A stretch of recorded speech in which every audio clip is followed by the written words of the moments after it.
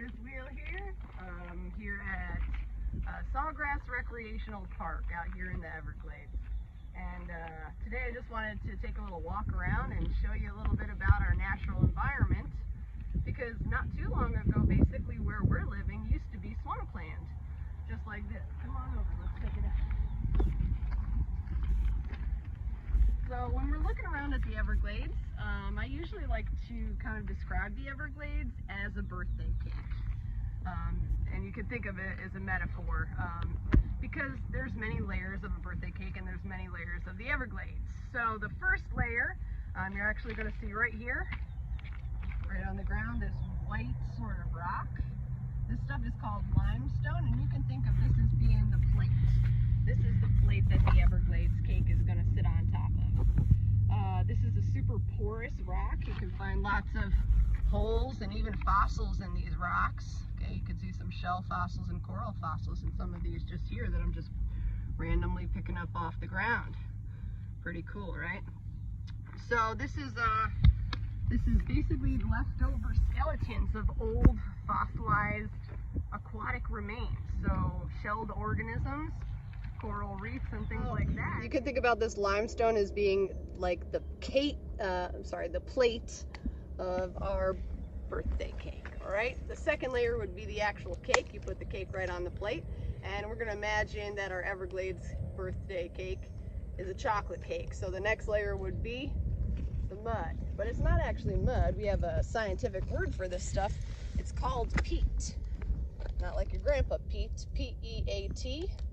All right, and basically it's the decayed remnants of all the plants that are growing here. So if you think about like your food chains and your food webs, remember that there are decomposers, organisms that have the ability to break down any dead components and turn them into soil. So this is super nutrient-rich soil, and because it has so many nutrients, we see lots of plants growing out here in the Everglades. The next layer would be the frosting of the cake, which I'd like you to think of as blue frosting, because the frosting of our birthday cake would be the water. Yeah, we have a lot of water out here in the Everglades, but right now you don't see too much because we do go through a wet season and a dry season. Right now we're at the end of the dry season, getting ready to start up the wet season, so we're going to start seeing rain every day down here in Florida. As you already probably have noticed, we started already yesterday or so. And then the last layer you can think of is putting the candles on the birthday cake. You'd want to think of those candles as being all of the plants that you can find out here. So just take a little scan around and you could see tons and tons of grasses like cattail, sawgrass. I'm seeing duckweed. Lots of cool stuff. Let's look at some other plants that make up the birthday cake of the Everglades. Come on over here, check these out. These are one of my favorites to talk about. These purple flowers right here, these are called the purple pickerel weed. Try saying that 3 times fast. Now the purple pickerel weed is not only a really cool plant because it looks like a purple pickle, but it is an indicator plant, which means that it tells us something about the water here in the Everglades. When you see this plant growing, you know that the water that it's growing in is very clean, because this plant can only live in water that's super clean. So the fact that we're finding it out here shows us that the water here in this area of the Everglades is rather clean. All right, let's go explore. These skinny bamboo looking plants are actually known as maiden cane. And many people don't know this, but the Native Americans used to actually use this plant as some of the first fishing rods. So we're actually going to learn how to fish out here a little bit later. And if you didn't have a fishing pole, you'd actually tie your string to a maiden cane and use that as a fishing rod. So that's pretty cool. So you could do that at home too if you don't have a fishing rod and you still want to fish. Find a nice strong branch. So if you've ever walked down the street, maybe you've noticed plants growing out of the ground, right? And maybe you've wondered, how do they grow out of the ground like that? Well, you got to realize that when something like this happens, we call this a disturbance, right? We humans, we put down, gravel and stuff like that, and we've disturbed the natural environment. So the natural environment over time is going to end up taking back its rightful ownership of the spot. So when we put down the gravel like this, that would be a disturbance. And then what happens is nature goes through something called succession. All right, so succession means that it's basically returning itself to its full-grown climax community, okay? But it takes a long time for an ecosystem to restore itself after it's being destroyed. Think about, let's say, if we burn the whole Everglades down, right? Look around. Look around, go ahead. Look at all the plants here. What if we destroyed all of these plants, right? How long would it take for us to actually be able to fix this? Okay, you wouldn't start seeing these plants growing overnight. No, it'd take a little bit of time. So first we'll be seeing the first stage of succession would be for organisms that have the ability to grow on bare ground. Maybe in some case, even the ability to grow on rock, areas without soil. And there are some organisms that have the ability to do that. We call those lichens and mosses.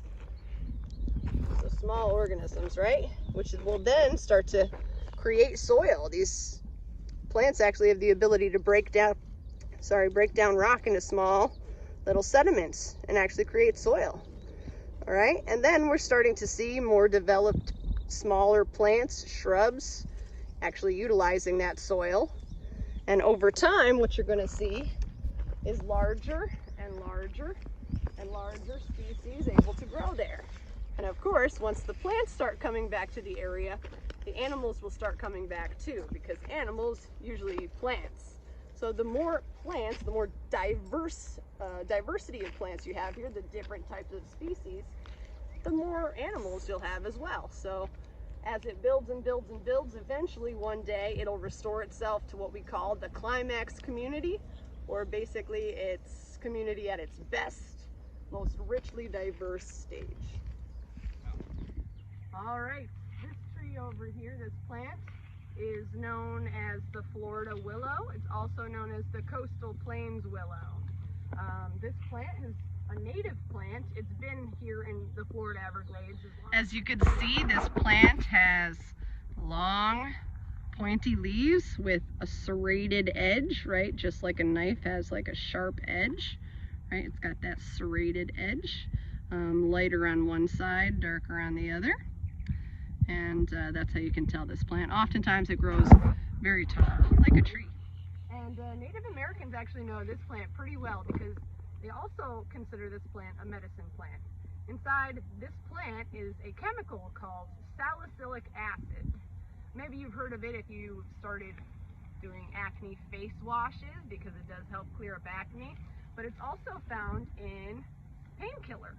So if you were a Native American and you were in pain, you would look for this plant, and you probably wouldn't necessarily eat the leaves. You'd probably dig down into the ground and get some of the bark or some of the roots of this plant, which contain higher amounts of salicylic acid. But just like medicine doesn't taste very good, neither does this plant. Super bitter. I can't even take it. Oh my God. So check out all of these dragonflies. Dragonflies are some of my favorite creatures. Out here they're known as the mosquito hawks because they've actually been known to eat up to 60 mosquitoes in 1 hour. So basically one mosquito per minute or so. And look how many there are. So if you don't like mosquitoes, right, and you don't like to be eaten by mosquitoes like me, you have to be a dragonfly fan. Not only that, but did you know that these little guys can fly up to 60 miles per hour? That's as fast as most speed limits are nowadays, which is pretty fast. So they can fly super fast, and because of that, they are known as the mosquito hawks, because they have the ability to catch mosquitoes super quickly. This is a common plant to find out here in the Everglades. This is called Spanish moss, and it was originally not from here. It's an exotic species. It was brought over here with the Spanish explorers that actually used this stuff to pack their pillows with at night, so that they could have nice fluffy pillows and bedding, which is pretty cool. But nowadays we find it everywhere. It kind of hangs off the trees out here in the Everglades, and it really doesn't have any sort of negative impacts on the plants here as far as we're aware. But I would not suggest that you pack your bedding with this, because nowadays they have lots of insects living in them. So I almost just stepped in this, all right? To anybody who doesn't know better, they might just think that this is just a kind of a dirt mound, but this is actually a fire ant pile here. And fire ants are a non-native species to Florida. They're not meant to be here. They came from South America, and usually if it's disturbed or upset, these fire ants go pretty crazy. Let's see if anybody's home. Yeah, you'll see. Now they're starting to go crazy. Now, I would not recommend for you to do what I just did, but just for studying wise, okay, you can see that fire ants are a little bit red in color, but the reason they call them fire ants is because if they are threatened, they will attack, they will bite. As it bites, it injects a type of acid called formic acid, which burns like fire, hence the name fire ants. So if you should step into one of these, you'll start to see those little guys run right on up your body and start to attack. My suggestion is do the slap and smear method. Yep, smack them. But if you don't smear them, you might just stun them and they will come back for retaliation. So the best way to prevent this from happening is watch where you step anytime you're outside and in nature. As I was walking, I was distracted by a nasty smell, and as you can see, there is a decomposing organism here. Doesn't look like they were attacked, but as you can see, this is a decomposing snake, and we have our decomposers over here, flies, worms, and other insects that are eating the dead material, breaking it down and turning it into nutrients for the soil. Does not smell very good, but yes, this is part of the circle of life.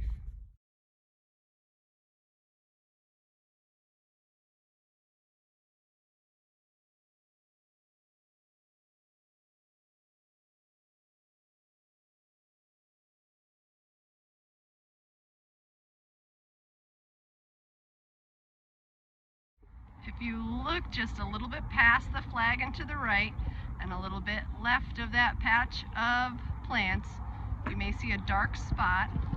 That is an alligator, okay? So alligators are black, not green as most people imagine they are to be, okay? But they are black.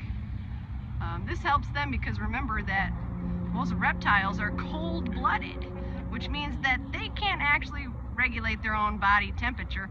They need to use their outdoor surroundings. So out here in the Everglades, since it's really warm, they have the ability to absorb a lot of heat because dark colors absorb a lot more sunlight. So you can see that that alligator, well, he's got his little bumps raised towards the sun. Those raised bumps on their back are not scales. They're called osteoderms, but we like to call them scoots. And inside those little bumps, there are little blood vessels that are running in all directions. So basically, what they're doing when you see they're under the water, but just have their scoots raised, is they're actually heating up their blood, okay? So he's working on what we call thermoregulation, or basically keeping his body a normal body temperature. You and I, we always stay 98.6 degrees Fahrenheit, and that's pretty much what an alligator likes to stay too. So that's what he's up to right now.